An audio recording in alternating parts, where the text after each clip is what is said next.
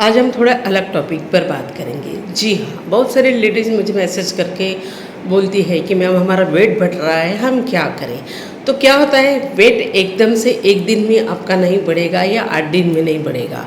कुछ हमारे भी जो रूटीन जो है वो रूटीन चेंज हो जाता है।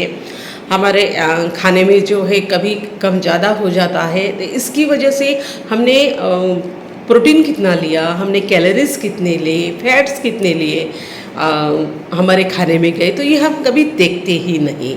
और अगर कोई चीज़ अच्छी लगे, पसंद आए, तो हम क्या करते हैं, वो खा ही लेते हैं। तो इसमें क्या हो जाता है कि ये सब जो है वो कहीं ना कहीं हमारे बॉडी में स्टोर हो रहे हैं। जितनी कैलोरीज लिए हमने, क्या वो रोज़ बर्न होती है?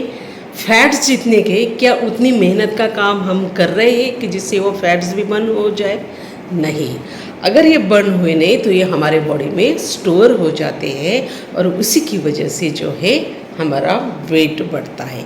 चलो आज हम देखते हैं, जैसे कि हम देखते हैं कि पानी जो है डेली रोज़ 3-4 ग्लास या फिर 3 से 4 लीटर जो है, कहा जाता है कि गर्मी के मौसम में उतना पानी आपके बॉडी में जाना चाहिए, क्योंकि आपके बॉडी में पानी की मात्रा वो स्टोर रह जाए। अब पानी 0 फैट्स है, 0 कैलोरीज है।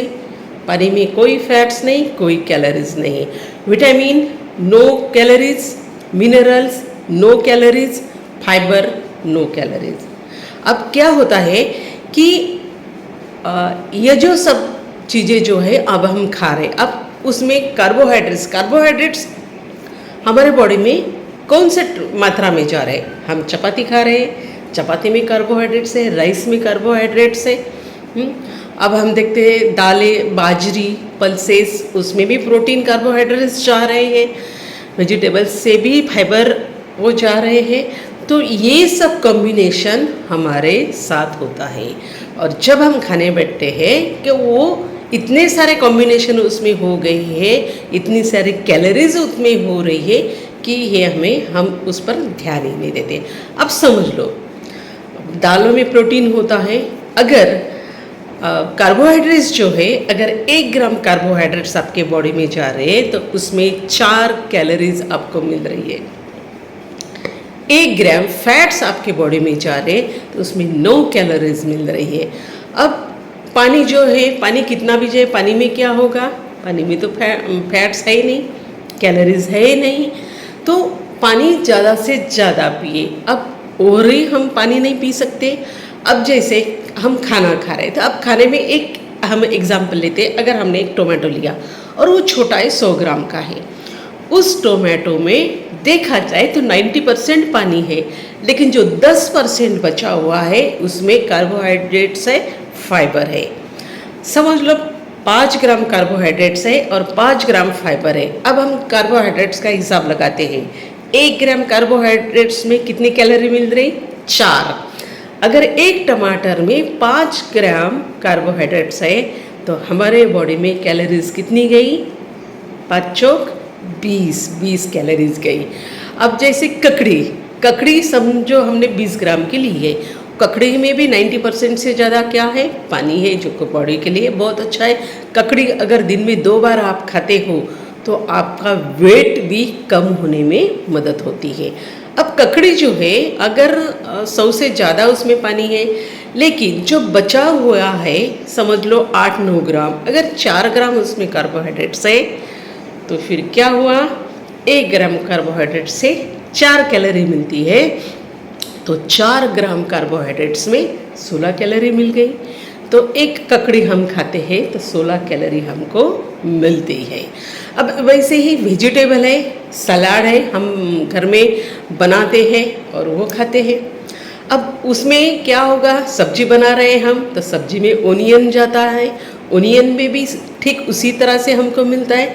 समझ लो हमने एक एप्पल ले लिया और अब 100 ग्राम का तो मिलता ही नहीं, एप्पल बड़ा वाला ही आता है, 200 ग्राम है, 150 ग्राम। अगर हमने आधा भी कर लिया तो उसमें क्या, 100 ग्राम में अगर देखा जाए तो वो 50 कैलोरी हमको 100% मिलती है। सबसे ज़्यादा कैलोरीज जो है उस फ्रूट्स में आ रही है, जिसे करते हैं हम एप्पल। और इसलिए बोलते हैं ना, an apple a day keeps doctor अभी अगर खाली पेट आप एक एप्पल लेते हो तो आपको कभी कॉन्स्टिपेशन की तकलीफ नहीं होगी और वो कैलोरीज भी आपको मिल जाएगी। अगर वो 200 ग्राम में 200 कैलोरी अगर हमको मिल रही है तो आपका वो एक प्रकार का सुबह का मॉर्निंग का ब्रेकफास्ट हो गया। अब आते हैं चपाती पर। समझ लो एक चपाती का वेट कितना है। उस चपाती में अगर 40 ग्राम है, अब समझ लो उसमें 25 ग्राम आटा है और 10-15 ग्राम पानी, तो क्या हो गया 25 ग्राम में 100 कैलोरी हमको मिल रही। अब राइस भी हम छोटी इसमें डालेंगे, समझ लो 25 ग्राम या 50 ग्राम, फुलकर वो बड़ा वो हो जाता है, तो उसमें भी हमको 100 ग्राम मिल रही। तो इसी तरह से हम देखते हैं कि ये हाई कैलोरी है, क्योंकि उसमें हम दाढ़ी गाल जो है वो खा लेते हैं। अब पल्सेस में सबसे ज़्यादा क्या होते हैं, प्रोटीन्स होते हैं। अब ये दालें जो है, ये दालें अगर हम लेते हैं तो उस दाल में हम देखते हैं बहुत सारा प्रोटीन हमको मिलता है। केला होगा, आम, ये भी हाई प्रोटीन है। अब आलू डेली हम क्या करते हैं, यूज़ करते हैं, तो आलू में भी हम देखते हैं एक आलू में 100 कैलोरी मिलती है। अब देखिए अगर आप जा रहे हो, नाश्ता कर रहे हो, समोसा खा रहे हो, तो कितनी कैलोरीज आपको मिलती है।